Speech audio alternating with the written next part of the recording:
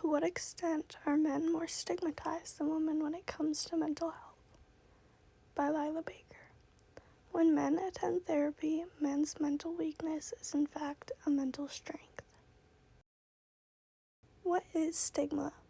It's defined as a mark of disgrace associated with a particular circumstance, quality, or person.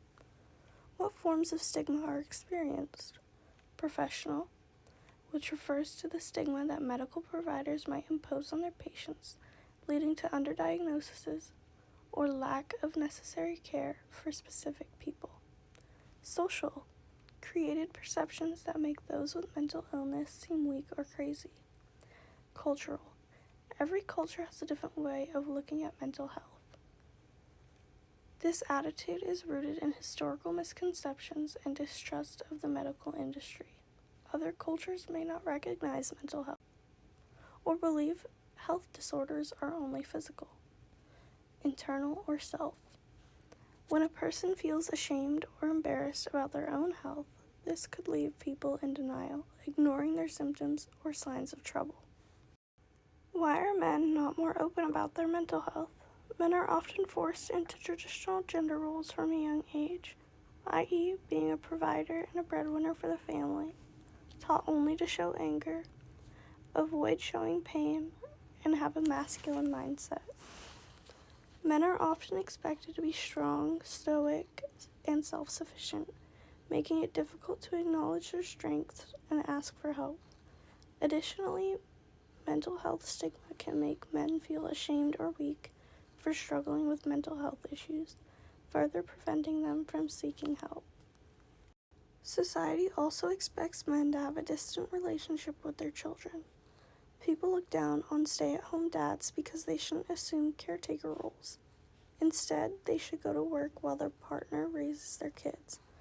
Cooking, cleaning, and sewing are womanly tasks that the men should leave to their wives. American men are subjected to a culture where the standards of masculinity are literally killing them.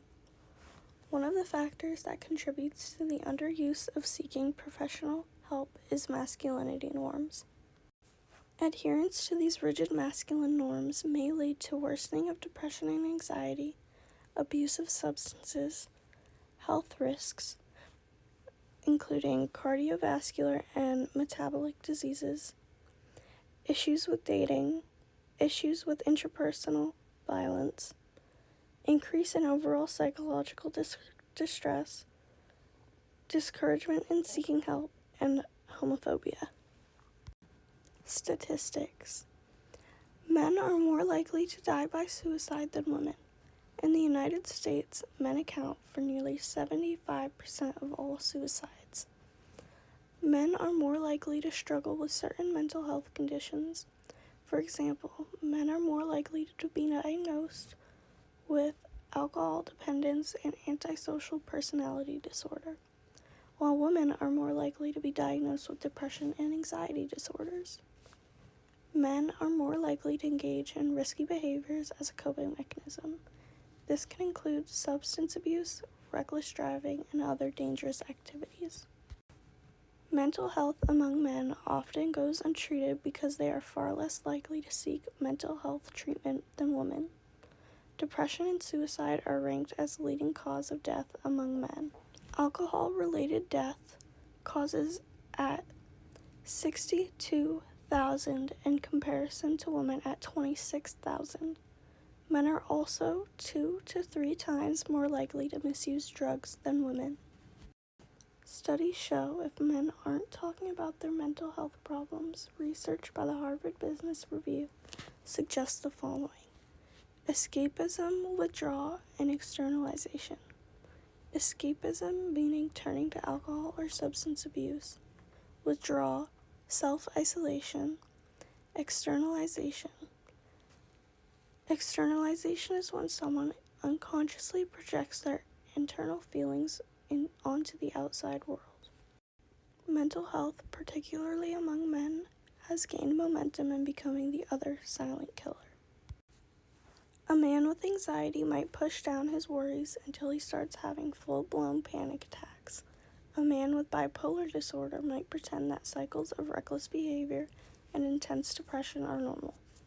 Depressed men often tell themselves to ignore their mental health struggles, toughen up, and stop caring about anything. Men often feel the need to keep their distance from male friends, leaving each other with no support system when they deal with depression, anxiety, or grief. Why do women seek mental health help more than men? Men are regarded as having poor mental health literacy compared to women, as they are worse at identifying mental health disorders. Cotton, Wright, Harris, Jorm, and McGorry, 2006, Swami, 2014. Although this may seem reasonable, I believe men are completely aware of what they are feeling. They just don't know how or have the best ideas of ways to cope or improve their mental health. Ways to find help.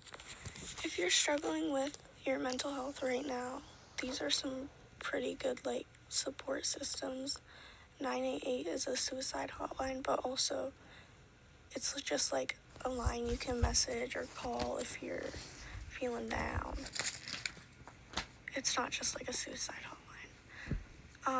Peer support is a super beneficial factor. It can really help talking to a friend or someone that cares about you or you care about.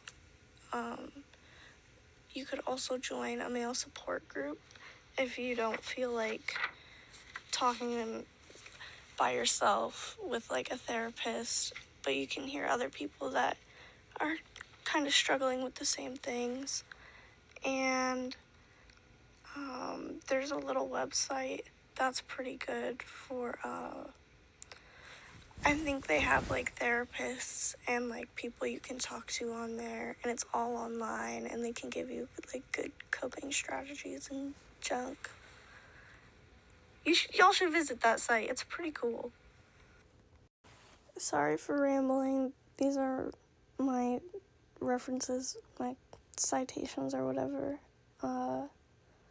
Yeah, thanks for listening.